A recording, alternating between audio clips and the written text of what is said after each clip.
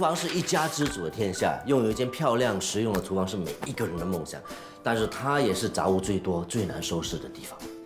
听说今天这一家有2个一家之主啊，这么说他们的杂物会不会多出1倍呢？没有关系，包在我身上，让我帮你们加减乘除，烦恼尽除。我是谢珊如，我妈妈是个什么都会的女强人，但有件事她始终学不会，那就是收纳。现在她终于鼓起勇气，答应和专家学习打理多年来无法割舍的杂物，希望这次可以成功。Hello， 珊如哇，你好哇，一家大小来欢迎我，不会。说现在你妈妈在楼上啊？对，她在楼上。在做什么？她在车衣。OK， 我要去看看。来 ，Let's go。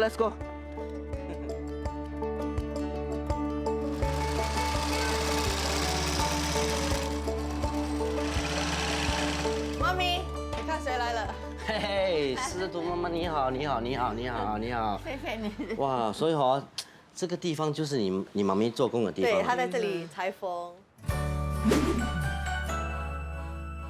来之前呢，我以为是一个很脏乱、很可怕、我受不了的一个厨房。但是很意外嘞，它是综合了烹饪还有裁缝2合为一的厨房，很特别。我只要问你一个问题：为什么客厅很大位置啊？为什么要在厨房这里，而且占据了将近1半的位置？为什么？有时有朋友来啦，孩子孙儿回来啦，要玩啦，这样不可以。我这边做工，他们这边玩也不行嘛，是不是？所以我这边做，他们不会影响到我，我也不会影响到他们。因为我知道之前你帮一名很出名的本地设计师做裁缝哈，是哈。后来他现在没有做了，以后你就自己帮别人做。对。你为什么会帮邻居做衣服呢？我已经40多年住在这边了。你这跟他们打招呼，他们对我很好。要有时一点点东西拿给我车，拿给我改，我不可以说不做嘛。婆婆，你可以帮我做明年红星大奖的衣服吗？可以啊，我有啊，真的可以。你不要给我做到全部黑玫瑰哦，满这样黑玫瑰，我会吓晕倒了嘞。所以你眼睛还是看得很清楚的，看得到，很好哎。他还可以驾车哦。真的哦，对，讲到驾车，我听说你有劳力来生了。对呀，以前有啊，但是因为久没有驾了，申请雷生的时候，他说你不要再驾萝莉了。我说 OK， 很久没有驾，不要驾了。所以真的是会驾劳力的。会驾，以前我做家事嘛。啊，做家事？你还有做家事？做什么家事？以前这些了。这些厨师你自己做？你妈妈前世是男人来的，我看。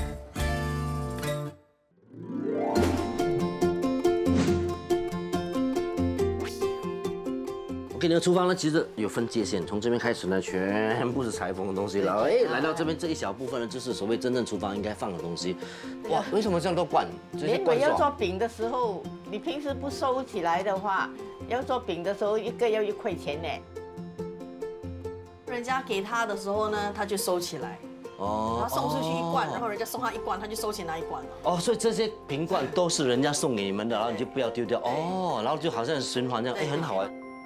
其实妈妈收东西呢，她用意是好的，做了送给亲戚啊、朋友啊，但是也因为这样子呢，收太多呢，变成另外一个困扰，不止给她自己，也给她女儿困扰啊。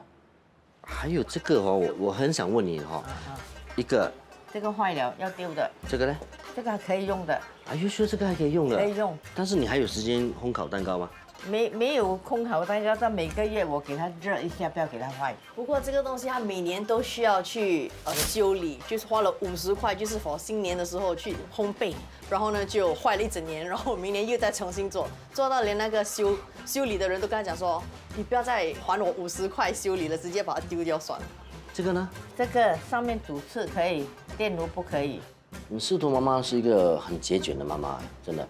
然后就算是厨房里面东西坏了，她也不舍得丢，不舍得换，就占据了整个厨房的空间。还有这个里面这个50多年了，还可以用哦。还有一个这样，哇，我没有注意到了，里面还有一个50多年了，还可以用哦。妈妈，老实讲，以前买75块超贵，现在20多块。有些东西不是钱的问题的，你想想看，你看一下，你会舍得把东西放进去煮给你的孙女吃吗？都已经开始生锈、肮脏，已经里面可能都有这种虫啊、细菌啊，都很多。算了，这个我觉得我会帮你直接现在就丢，不用等到下个礼拜马上。哇，这个真的是经典，50年了。司徒妈还说敢用它来烤东西吃，她敢烤，我也不敢吃。我讲弟，你看很多油脂啊，为什么没有清洗啊？忙起来就没有洗，如果不忙，我煮的时候我就洗，不洗不可以啊。当然了，很肮脏，但是从你这边看就知道你是会需要厨房的，因为煮饭嘛有用到，对不对？对。但是因为这个有坏啦，这个又坏啦，这里又坏啦，这里又坏，一大堆东西坏，所以你才没有真正用到这个厨房，对？这个厨房意义不在了，有用，比较少用而已，是吧？啊，少用而已。所以如果做到漂漂亮亮给你，我相信你会常常煮东西的，对不我对？会，你很会煮东西的哦。我教联络所几十年了，哪里不？什么？你教10人？多年了，教联络所主持。对。你还有教人家烹饪的？你有这么多时间的？年轻的时候，孩子要读书嘛，缺少钱嘛，不是教咯。跟人家拿来的还是自己设计你这些食谱？我学了又参考书，然后自己再编。你自己编食谱啊？还有收租吗？食谱？有，在哪里？这里不编不可以吗？说是很像这个什么海鲜斑。哇，还有海鲜斑呐！海鲜斑，我看看，哇，这些是你自己设计的啊，自己编出来的啊。海鲜斑哇，这些字体都是你写的？英文字呢？英文是我先生打的。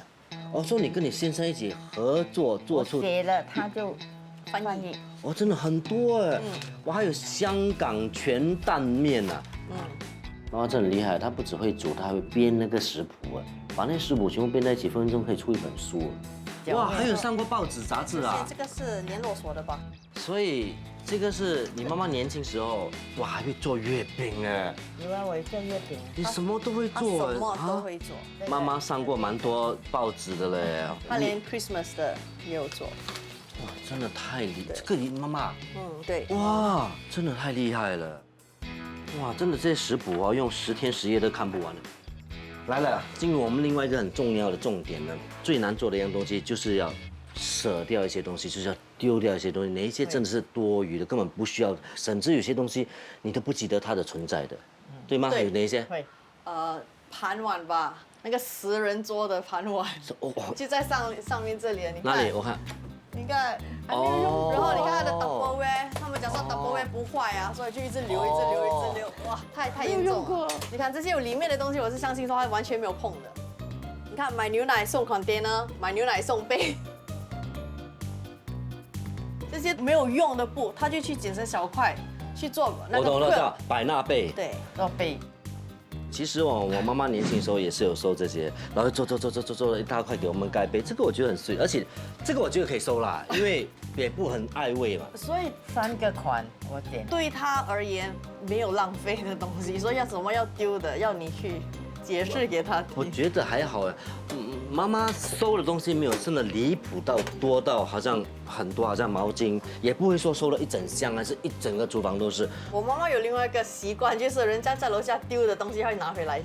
那我们下个礼拜来丢，她也会去楼下拿回来。所以你先要跟她讲哦，你要改观她。你拿回来的原因是什么？你看，很像这些用这些包啊，这些 notebook 啊，这些都是人家丢掉，他就拿出来。所以你说这些 notebook 啊，这些笔记是从人家不要丢掉的，人家丢掉，他就说 recycle 就捡回来，然后这种我要去买很麻烦，所以我要来有时设计那些花啊什么用方格容易，我不会特意去买。所以有些包咯，他就捡回来咯，很像这个 basket 人家丢，他就拿回来咯。这个我买的。OK， 这个。哦，你误会妈妈。现在既然你这么忙，没有关系了，我找2位专家，地底下那个收纳达人来帮你处理所有的问题，好不好？再好好想想怎么把你厨房变得很美、很漂亮、很实际。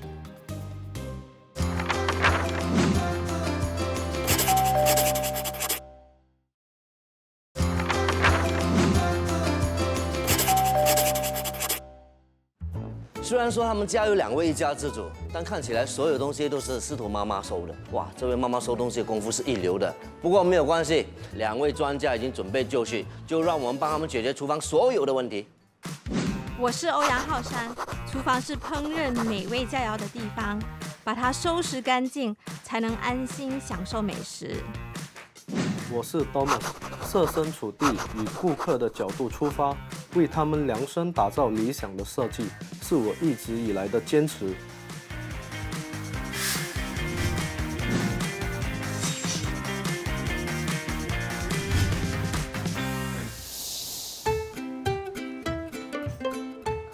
，Hello，你好，早，你好，来，靠我一个人是没有办法的哈，所以今天我带了2位专家来帮你哈，好，谢谢。来自我介绍一下，你好，Andy，我是 Thomas。嗨，你好，我们。哎，我是三。来，我们直接进你的厨房好不好？好，要有心理准备啊。哇，什么东西要心理准备这么可怕？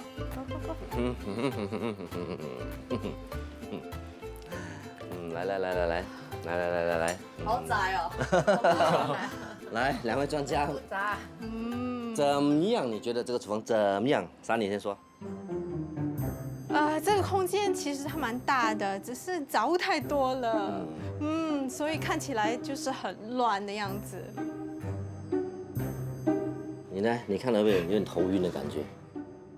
一般呢，厨房都很多那些厨具啊、用具在了，但是这个厨房呢有一点与众不同，就是它还加上了裁缝那些东西，所以整个感觉有点拥挤。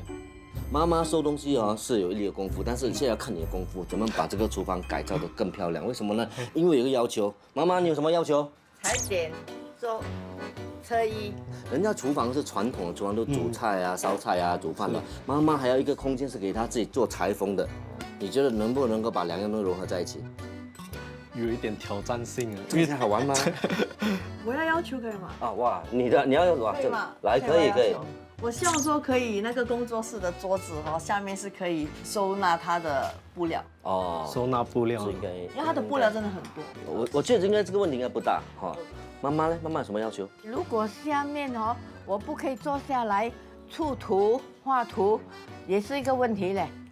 就吵架了，一个说要求，一个说下面。专业嘞，他会帮你想，他不可能让你顶住脚的吗？对啊，如果顶到脚怎么办？万一他设计刚好顶到脚，你就生气了。变成赞助，不会啦，赞助的话，那个台阶桌子变成要高，是容易画。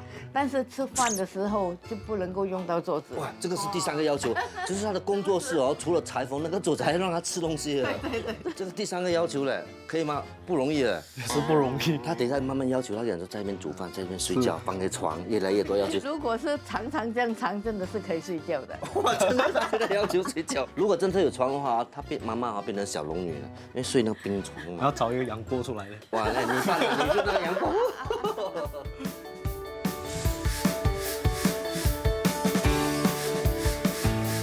基本上整个设计我会以比较温馨一点、比较柔和一点的感觉来呈现出来了。因为现在的家的光线也是不太足，所以可能到时候的设计我会让它明亮一点。OK， 好了。汤姆斯已经回去公司要伤脑筋了，现在另外一个伤脑筋的就是我们的沙，我们要怎么处理？所以要问司徒妈妈，这个厨房的功能是什么？第一件要裁缝车衣。呀，裁缝 ，OK。裁缝。他把厨房第1个功能放裁缝。哇，这个厨房真的是多功能。工作室。OK，第1个是裁缝。然后还有呢，司徒妈妈要厨房拿来第2个主次。煮饭。煮饭烧菜的地方哈。还有呢？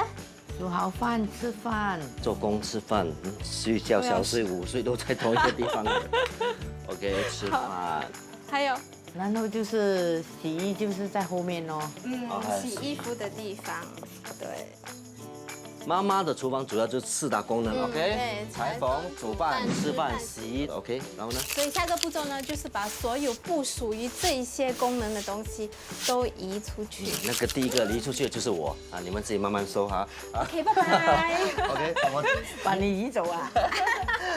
只要你一眼看过去，你觉得哪1样东西是要把它先拿出去，你先讲，其中讲1样东西就好了。他会想很久，你还不舍得的。要拿什么？这些又要用到，那个厨呢？铁架里面的很多 recipe， 因为没有教课了嘛，我可以移走。哦，他终于找到1样东西可以暂时移走的。来，这个厨哈有很多宝的哈，所以这些食谱已经是妈妈不要对吗？而且有很多是不是重复的？对。司徒妈妈，我觉得有点奇怪了，你就说了这厨里面的食谱可以丢弃的，对不对？那为什么收集那么多年还不去处理它？有时想到可以教课再教课，不可以教课就有。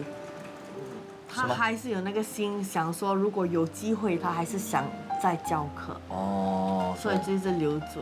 现在我们这样丢掉的话，就以后就没有机会去教了嘞。不要教了，真的吗我已？经申请教作医了，哦，要改做教人家做衣服。啊哦比较，OK。轻松，说这个是可以丢啊？可以丢的。箱子也丢。那个出来，箱子就放到 store， 可以放其他东西。他的 store。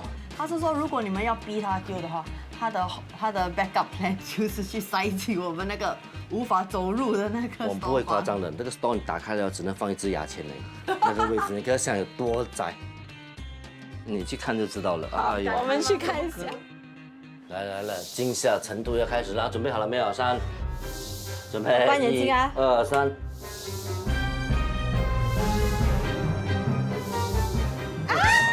真的是不可思议。你看这个 storeroom 是乱七八糟了，对不对，妈妈？走近一步都不行。妈妈，你觉得刚才那个图有办法挤进去吗？你跟我讲。把孩子这些滑轮鞋完全全部搬出来，我再袋子拿走，我就放把那个箱子，其他的东西我就放进箱子里面。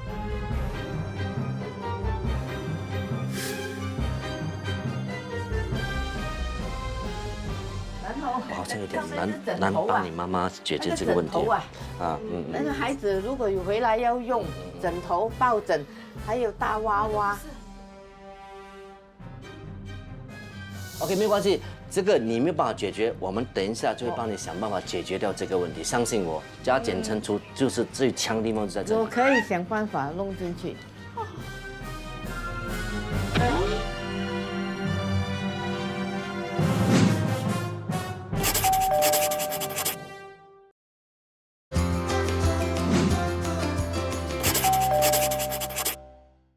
好了，我们现在已经确认这厨房的功能以后呢，第二个步骤就是要分类。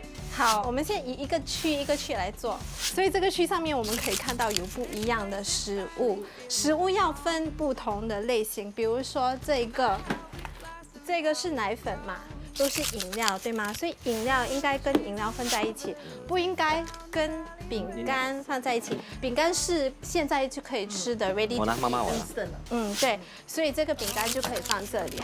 哦，现在找出药，所以药物放这里，所有的药物都放这里。很多哦，这里也是很多药物啊，我对把这些移过来。那些是过期的药，哈，等一下，过期的药为什么放在那边？要毒死谁？这个是涂的，它涂外表无所谓嘛。还可以用妈妈嘛？一样，外表的皮肤会坏掉的啊，过期就要丢掉。几年的？天哪，这个2003年呢，为什么会收着2003年的药？没有用了，这些就是丢。不可以的，妈妈。对，不可以直接就要你丢了。到时弄到有什么问题，说花更多钱去看皮肤病的医生的啊。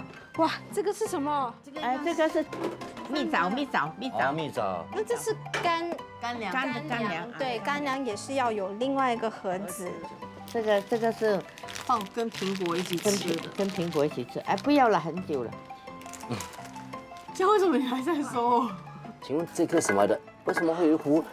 哇，太太，酸姜，为什么会有这个什么的？酸姜可以吃酸姜可以吃的吗？可以。他自己做的配皮蛋吃的。但是妈妈，为什么这个是吃的？你跟所有裁缝挤在一起？不是，我怕他们敲破。哦，如果我现在不想打破，你会怪我的吗？当然不会怪你啦。当然会怪你啦，那个眼神。OK，没有这个讲真的，我们应该把它分类成什么呢？也是这个也是即时吃的物品。很多人都堆积一些他以为自己会用到的东西，但到最后呢，不止没用到，甚至忘记这样东西的存在。你这样子浪费空间值得吗？这个抽屉有很大的学问哦，因为我开了很多次，我都不懂怎么去收纳。哇，这个全部是做 cake 的东西。超多这种器具对吗 ？OK， 我们一个一个分出来。你看，我们没有办法看得清楚你到底有些什么东西。先把东西拿出来，放在一起啊。好，你看这些是拿来做烘焙的，对吗？对可以全部放在一起。妈妈，有几个？我跟你讲，有历史的，哇，哦，有故事的，来说。这个已经很久了，这个做出来的形状很美。这个买的哈，没有用的很密啊，烤了那个饼不美的就丢掉吧啊。我就找人家做铁的啦，不会坏，哦，所以现在就是这4个里面可以丢掉2个，真的可以丢掉啊。可以丢掉。哎，这个第五还有这个一样吗？也不哇，妈妈有东西要丢了，终于可以丢了。OK， 好，妈妈这是什么来的？你去旅行的时候煮水的，哦，是属于这个空间的吗？没有，不过煮水这个可以喝吗？哦，是这而已吗？但是没有坏吗？怎么不可以喝？干净吗？等一下，我会洗的嘛，出国的时候。我知道这个作用，其实我知道，就是你开了店，然后可以放在里面煮水，对吧啊？我觉得 OK 啦，我不觉得这个东西可以丢了，我觉得是可以啦。我原本以为司徒妈妈的煮饭还有缝纫的东西已经很多了，可是她的烘焙的器具还有器皿更多，这是让我最头痛的地方。这些都是切东西的刀，对吗？对对对煮饭的刀就不要跟这些放在一起。煮饭的刀如果已经是开了的，我们可以用纸来包着它。这个应该是切花的刀，不过这些刀我们都没有用了嘞，都在处理。不是没有等一下我们再对啊，真的妈妈没有用了吗？这刀都不要用了吗？有用，是说没有坏，当然没有丢，这个就没有拿出来啦。哦，啊，这个是备的是嘛备用的。哦，哇这个也妈妈是煮饭的刀。凶。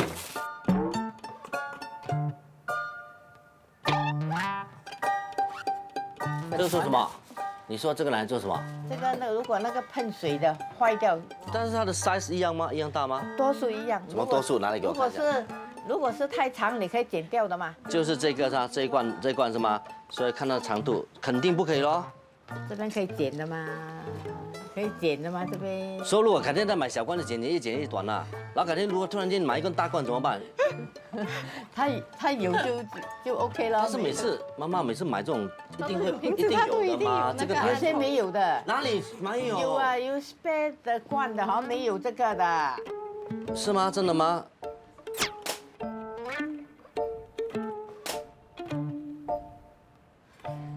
？OK， 好，可以了，好了，这个是什么？丢了，妈妈没有注意。做饼的。好，我们现在全部都分类好了哈，所以这些同类的物品可以放在同样的 Ziploc bag 里面。把这个放在盒子里面的时候就不会不见掉。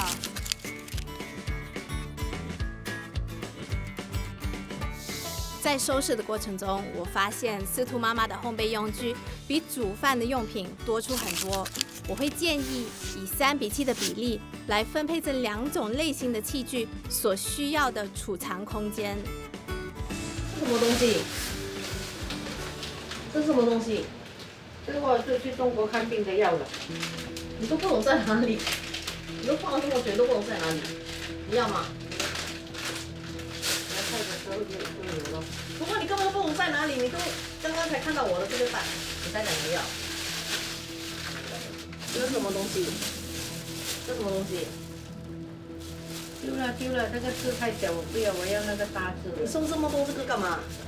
我要它的词句要读。哇！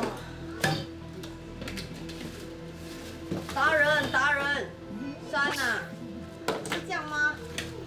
哎呦，糟糕，这些怎么办？哎呦，这些都不属于这边的。在整个收纳和取舍的过程当中，我真的看到妈妈的脸色不是很好看的。我比较担心是我们回家过后，2母女会为了这些事情啊、收纳啊、取舍的事情而起争执，希望不会了啊。哇，终于至少要把这面台面东西给清理完了哈，not bad 哈。现在呢，就是我身后这些酱料了。其实我不会煮饭的，我也不懂怎么分类，你来帮我。好，我来。来。好，酱料有分2种，一种是液体状态的，比如说这种瓶子，来我拿。就是液体状态的。然后另外一种就是干的，有粉状的，粉状或者是有粒状的，都是干的。所以我们干湿要分离，因为如果这个瓶子的它倒的话，然后有露出来，不会影响到盐啊，胡椒粉就是干的啦。干的，对，那哪一些不是你的也可以丢掉哦。还有不是他的吗？什么意思？还有可以用说吗？哪一些不是你的就可以。不是你的，但是还可以用吗？不过不是你的你不煮啊。对呀、这些都是酱料，都是我说这些酱油，这全部都是我的，哪里不是我的？不是我的，怎么会在这里？哎，这种这平时我们看不到了嘞，现在可以看到你们俩母女吵架，这个还蛮真实的。啊，这个14年的，哎呦，不是它的瓶子而已，为什么？我跟它倒过去。那可能更可怕，那里面东西可能2004年的，对吗？ 2017年呢可以用吗？但我不会用咯，我是不会用的。不可以啊。可以啦，不要所以你要啦，拉你问，不用啦，直接丢啦。不要你问为了妈妈健康着想，我们不要留这些。因为如果我问他就。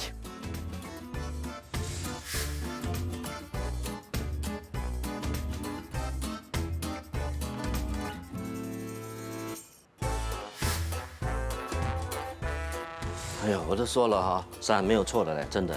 我发现我们没走掉，一走就这样，而且我觉得我们找的这几家人哈，这么多家主人哦，你们前世一定是亲戚来的，全部都有那个习惯的，丢的东西真捡回来。妈妈，这个捡回来做什么？是什么来的？胡椒粉，这个没有写截止日期。完全没有，而且我是这个包装转过来的。这个瓶子不是放胡椒粉的，对吗？。对，把调味料分装到小的器皿里面是正确的做法，可是你要记得标上过期日期哦，不然你怎么知道什么时候过期呢？既然这样子，我们先暂时收一边。现在是什么？然后我再想想看怎么样处理这罐东西，因为现在一时之间我也不能走。但是妈妈，please 帮我一个忙，不要去垃圾桶捡东西了，好不好？不要这样子，可以吗？你可以答应我吗 ？OK， 这个我们暂时跟他说好，再想怎么样处理这罐东西哦。OK， 不要拿东西啦，不可以捡回东西啦。OK 啊，他答应了，来走走。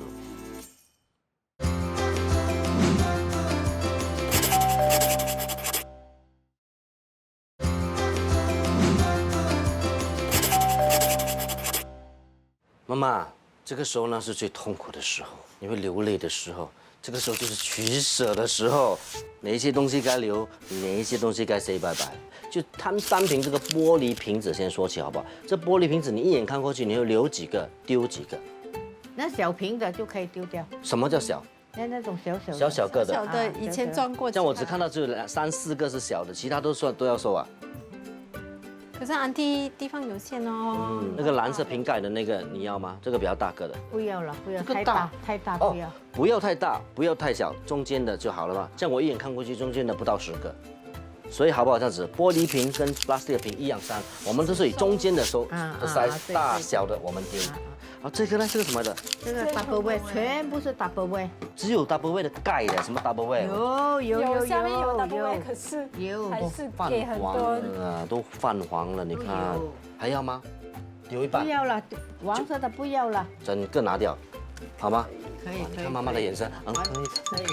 不要，好像这种，像这种都全部都黄掉了。你看，安迪对，不用看了啦，妈妈，全部不要了阿啦。嘎嘎的要留住阿嘎嘎的，哦，这边这边还有很多啊，还有嘞，妈妈这边很多，我看到你拿玉叔叔的这边也有哎，对，你看一样。那你做给谁？妈妈，这教课时候用的。不，有人叫我做我就做，好像好像有人所以哪一个人？去年我的老板他的做拔地他就叫我做，但是一年可能都没有一次嘛。一定有一次，但对啊，可是2个。对啊，一个就好了。你这个干净了，里面干净，这样就留一个。妈，我上网哈，我一问谁要，就会有人拿的。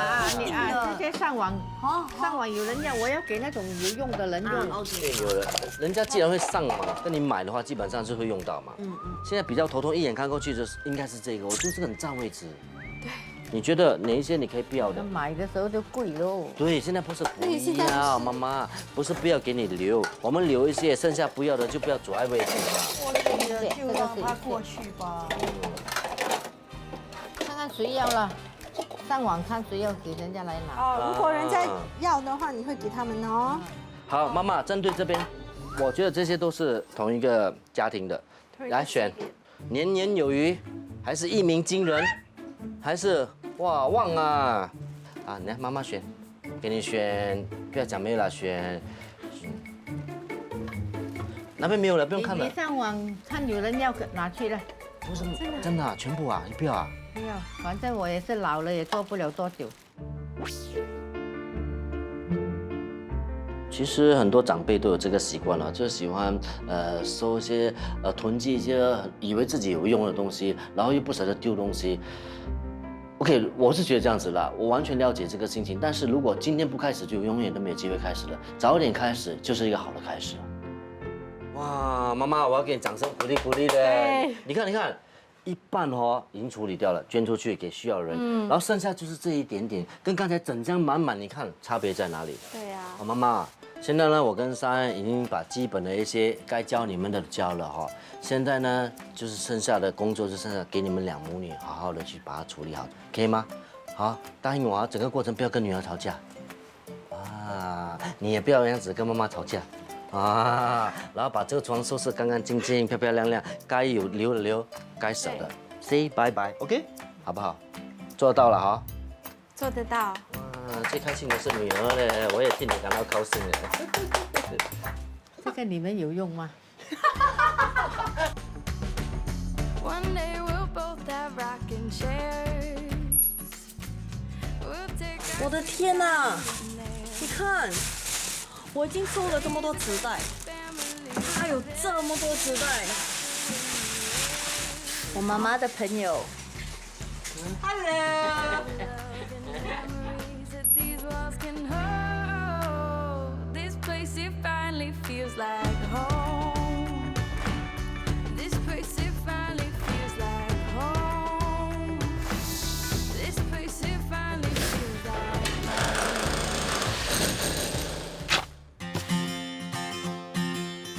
你们有没有想过哦，这次厨房装修哦，帮你们彻彻底底做了一个大扫除嘞。我知道我妈妈有很多东西耶，没想到是这么多东西耶。我很喜欢这些东西，但是我不舍得丢，都是有用的的。懂我懂。现在装修怎么办？摆在哪里？全部在客厅啊，摆在不要客厅都满了。这些问题交给我，我帮你解决。来。OK， 现在我要变魔术了哈，看啊！来，它就会送到我的面前来，你看到吗？看到吗？来，好可爱哦。那有多方便，对不对？你看门也开了，然后我们就可以往前来，过来，然后我们就可以开这个厨。哇，你看，好重啊，小心哦。不会，来。上面也是有味。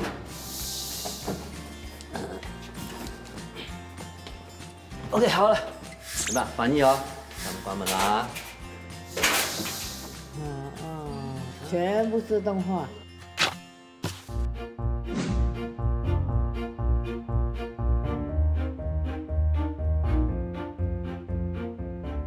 你没有骗我嘛？这个确定是司徒妈妈的厨房？是，这是她厨房，哎，真的很漂亮了。这是什么风格？这是欧式乡村风。为什么要给她设计这个风格呢？因为欧式乡村风，它基本上它的设计会比较明亮，跟一些比较舒服的那个颜色来搭配。所以我对比它以前的厨房，我觉得这个可能是他们会比较喜欢的一个感觉。不过基本上我觉得你不管设计什么风格，跟他之前的厨房对比都是好的。他之前那个根本不像厨房。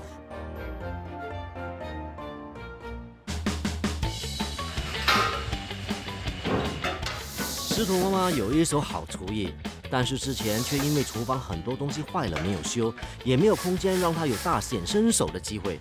这一次的改造，除了让厨房改头换面，更重要的是帮她找回施展厨艺的舞台。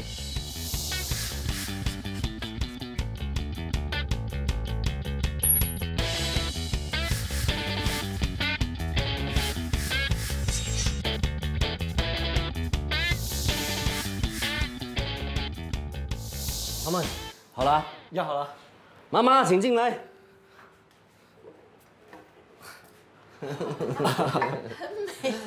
怎么样？这个才叫做真正的厨房，之前你那个叫做储藏室。哎呦，我难以想象嘞，懂吗？你做的这么美，我所想的他都做得出来。真的是每一个角落都有他的一份心意哈，而且你真的把妈妈说的话都听在耳里。这个风格叫做欧式乡村风。那欧式乡村风它本来就是以比较亮色为主，我用浅灰色来搭配，加上一点点的木色跟一点的蓝色，来让整个比较活泼一点。当 Thomas 他们把这个缝纫机搬进来的时候呢，我才看到颜色跟这个缝纫机是搭的。你看，哦，跟冰箱也搭。是这个原因吗？差不多接近这个原因。这个中岛的设计是一来可以区分它2个区域，一个是煮饭的区域，一个是裁缝的区域，而且中岛放在这里，它也可以在3个方位都用到。那在这边可以坐着吃早餐，或者是吃一些东西。哦，这里哦，你放椅子的时候脚就不会顶到。然后这边呢？这边如果有需要的话，我们还是可以放一张椅子在这边坐。明白明白。然后这边呢？这边是给它储存它的那些大的布料。妈妈满意吗？满意。还有啊，我的孙呢可以做功课。哇，多一个功能，就是你在弹琴的时候啊，你孙还可以陪着你，对不对？你又可以看着他，对不对？我有准备了一个小惊喜给安迪。哈。所以这个门呢，我们开了，我们可以推进去收起来，然后再放下来是一个烫衣板。哦，这个烫衣板很美嘞，我那个已经50多年了，应该要玩饱了，退休了，把它丢掉了，退休了，可以退休了。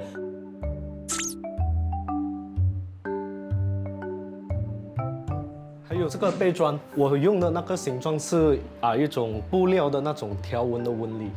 哦，明白。对，而且它本身是滑面的，清理起来也是蛮方便的。哎，不错哎，这个我还没有注意到哦。接下来就是它这个水盆，这个水盆是跟它的台面是平的，所以它的水也不会漏下去。就是我很喜欢，因为外面我所看到的，它很容易藏肮脏，这个不会，很直，很容易藏，很好。是，而且又宽，深度又好哎，它水不容易溅上来，对不对？又在加分。又大，而且它这个水败很好，为什么呢？它是可以，它是可以移动的。哦对，哦所以，他们要洗盆的时候也是可以移动来洗。然后顺便可以在那边洗一下头了哦。可以哦我也真的没有地方给你们洗头哎。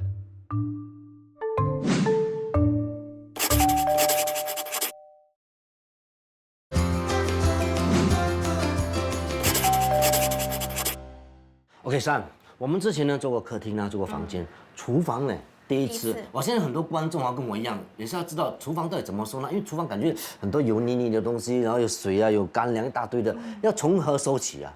我们从调味料开始。调味料先问安迪哈，调味料可以放在桌面上吗？可以，油啊，我有找一个地方放，或者一个盒子来放装起来啊。那你觉得在这厨房里面哪一个位置放你的调味料是最理想的？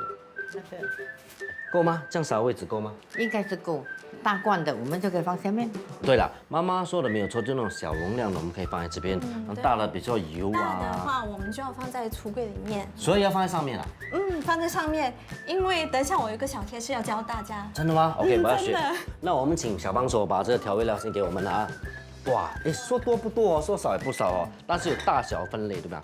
来，怎么分类呢？来，我们可以把这些调味料都放在篮子里面。比如说呢，这个是酱油，酱油类的我们可以放在一起。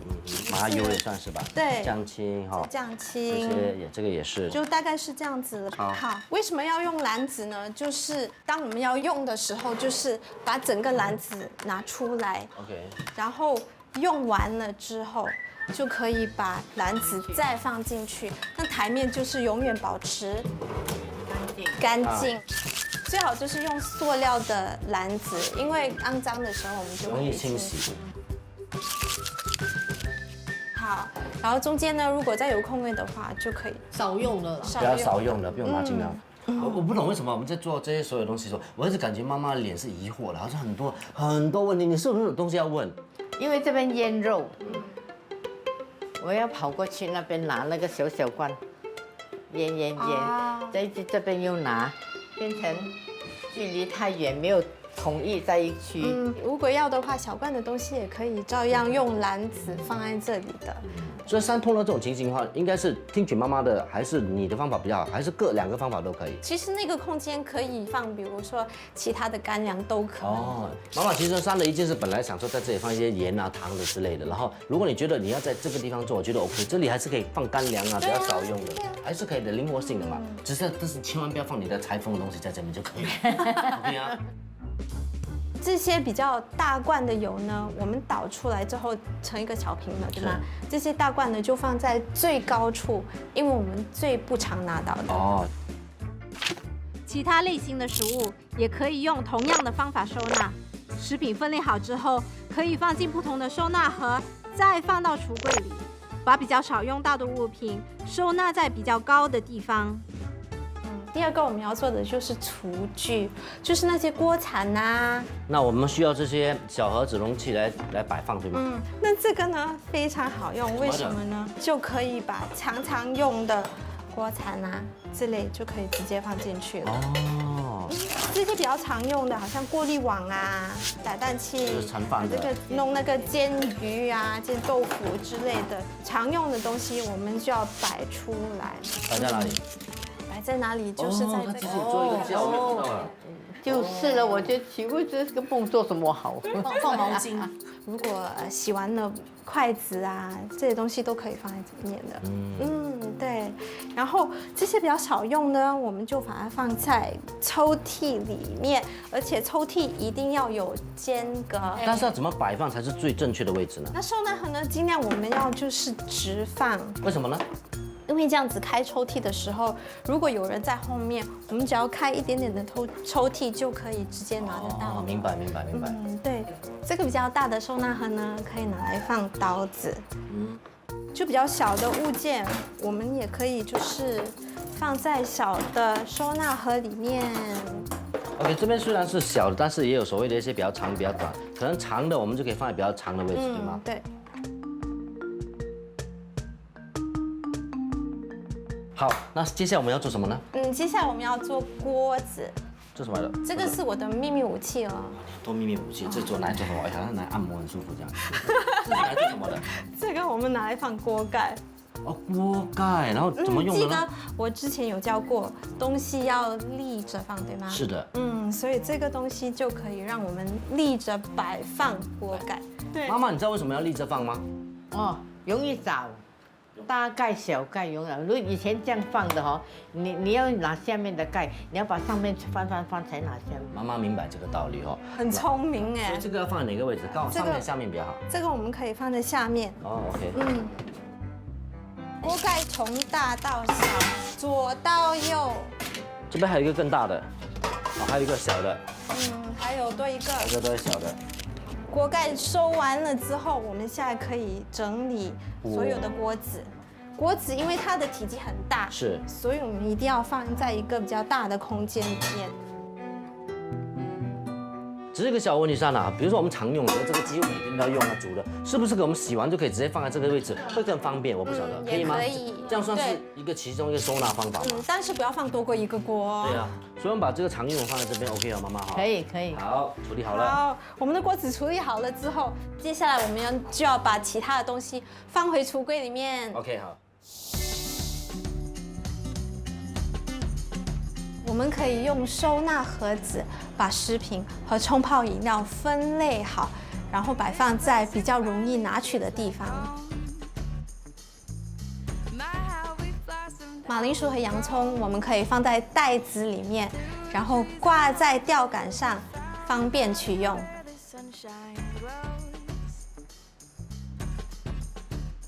烘焙的用品我们可以分类后，把它放在橱的最高处，因为这些东西比较少用到。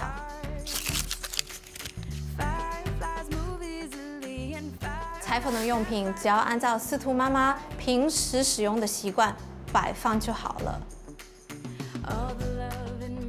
看到司徒妈妈跟她女儿呢，已经开始懂得怎么收纳，怎么样整理好厨房。说真的，我心里感到很欣慰。我们秉持着我们节目宗旨，他们从中呢也学到很多东西，也得到很多收获。我很喜欢我现在的厨房，又干净，空间又大，我可以在这里做我喜欢做的事情。 We'll take our sweet time getting there. Raise a great big 通过了这一次的机会，我们学会了不同的收纳方法。现在我们懂得如何维持一个干净和整齐的厨房。 This place it finally feels like home. 我们很感谢《加减乘除》这个节目，让我跟我妈妈有个新的厨房，帮我们解决了一直以来的烦恼。 This place it finally feels like home. This place it finally feels like home. This place it finally feels like home.